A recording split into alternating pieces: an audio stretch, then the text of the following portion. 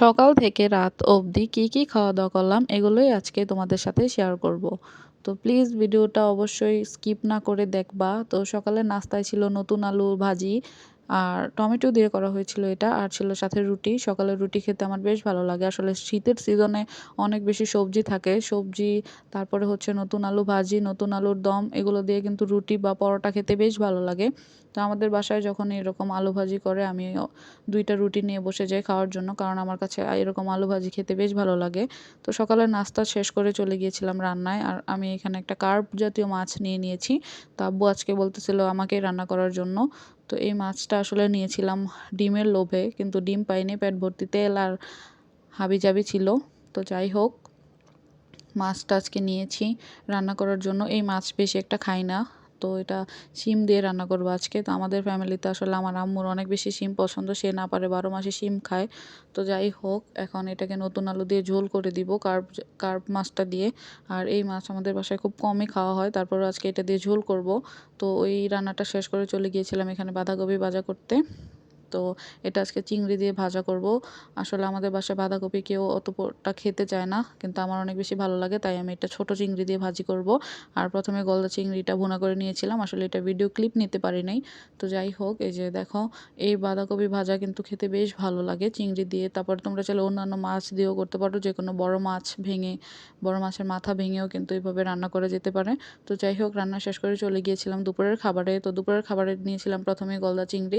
এবারে আসলে আমাদের মরিচ গুঁড়াটা এত বেশি ঝাল ছিল না, শুধু কালারটা এরকম ছিল। তো সাথে নিয়ে নিয়েছিলাম এতগুলা কাঁচামরিচ।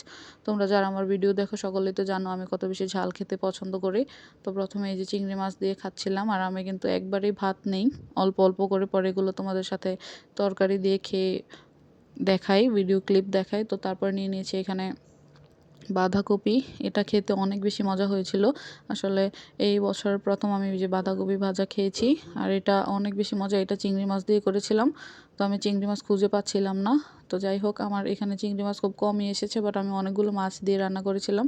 তো একটু কাঁচামরিচ নিয়ে নিয়েছি টেস্টটা বাড়ানোর জন্য। আর এটা একটু ঝাল কম হয়ে গিয়েছিল। আমি অনেক বেশি ঝাল খেতে পছন্দ করি। তোমরা কিন্তু বাসায় এভাবে ট্রাই করে দেখতে পারো। তো সবশেষে নিয়েছি যে শিমের তরকারি, নতুন আলু দিয়ে ঝোল করেছি কার্প মাছটা দিয়ে। তবে মাছটা যেরকম ভেবেছিলাম ওইরকম না, মাছটা কিন্তু খেতে বেশ মজা ছিল। আর আমি কিন্তু তরকারি সবসময় একটু বেশি নেই ভাত থেকে। আমার বেশি তরকারি দিয়ে মাখা মাখা করে খেতে বেশ ভালো লাগে।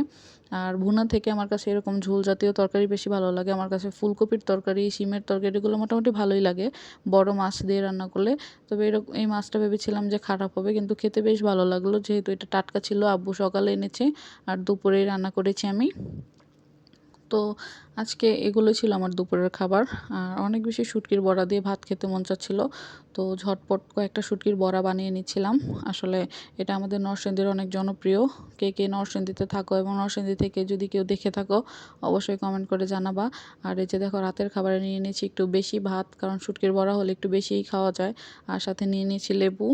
তো কে কে নরসিংদীর আছো এবং শুটকির বড়া খেয়ে থাকো অবশ্যই কমেন্ট করে জানাবা। আর তোমরা সারাদিন কী কী খেলা এটাও কমেন্ট করে জানাবো। ভিডিও ভালো লাগলে লাইক করো।